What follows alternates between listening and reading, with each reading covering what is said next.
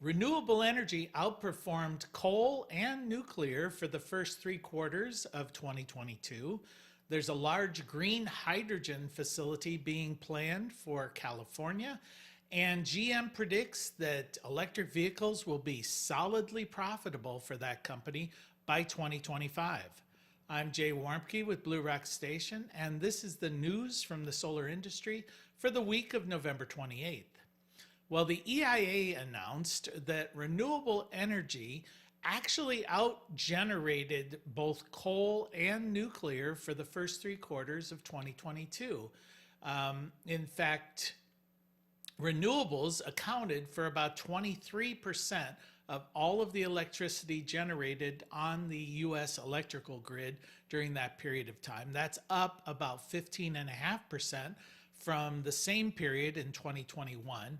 Of this number, wind accounted for 9.75%, solar about 5%, hydro was about 6.25%, and then the balance was geothermal and biofuels. Compared to coal, coal generated only about 19.9% of the electricity on the grid. Nuclear accounted for about 18%, and natural gas, which is still the dominant energy source for electricity, was just under 40% at about 39.75%. Puerto Rico has petitioned the federal government for about $5 billion to help rebuild the grid in that nation. About 5 years ago, that nation's energy grid was really devastated by Hurricane Maria, and they still suffer from very frequent and widespread power outages. So they're hoping to rebuild the grid in a much more robust way, focusing on solar and wind along with battery storage as the backbone of that energy generation system. Fusion Fuel, which is a Spanish company, is teaming up with Electus Energy in a joint venture to produce the US's largest green hydrogen generating facility. This will be located in Bakersfield, California. They anticipate that they'll generate about 9,300 tons of hydrogen annually. Now, this is enough to fuel about 1,000 large trucks or buses that are operating using hydrogen fuel primarily through fuel cells. They do anticipate it'll cost about $180 million to get this plant up and running.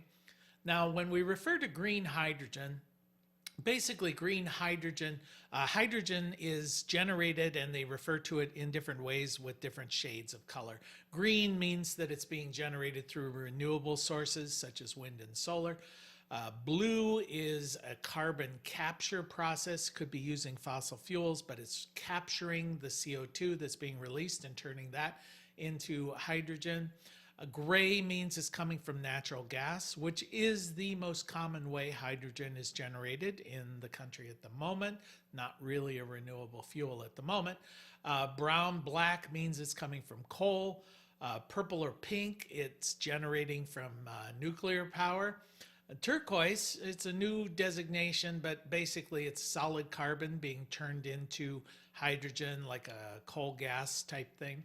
Yellow can be indicating that's coming specifically from solar, or it's often used to say we're just using energy from the grid to generate hydrogen, so you don't know where that's coming from. And then white is a designation that really means naturally occurring hydrogen, which is pretty rare. Swell Energy has raised about $150 million to create a number of virtual power plant projects.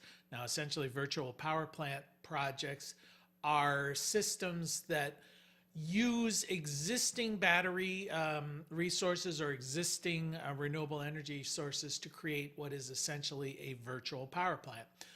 They do plan to aggregate or deploy about 16,000 batteries coming from either electric vehicles or stationary battery systems. These will be deployed in Hawaii, New York, and California. And it is a trend in power generation where the utility is utilizing what is essentially a virtual or aggregated power plant. GM projects that electric vehicles will be, in their words, solidly profitable by the year 2025. They do plan in that year to produce more than 1 million electric vehicles for the North American marketplace. To give a comparison, they're hoping to hit 400,000 electric vehicles produced in total by the end of 2023. Now, as an indication of what a growth industry this is for the transportation industry, GM alone is anticipating they'll have to hire about 1,000 workers for their battery plant that's being located in Warren, Ohio.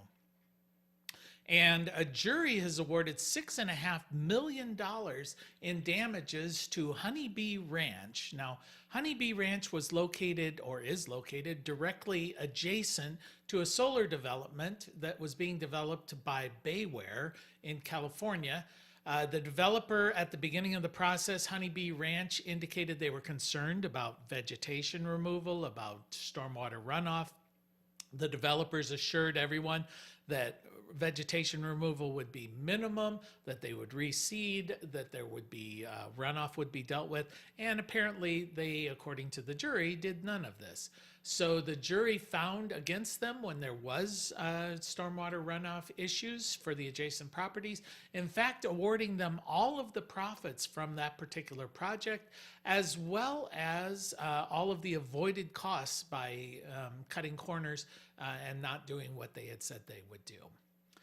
And that's the news from the solar industry for this week. We'll see you next week.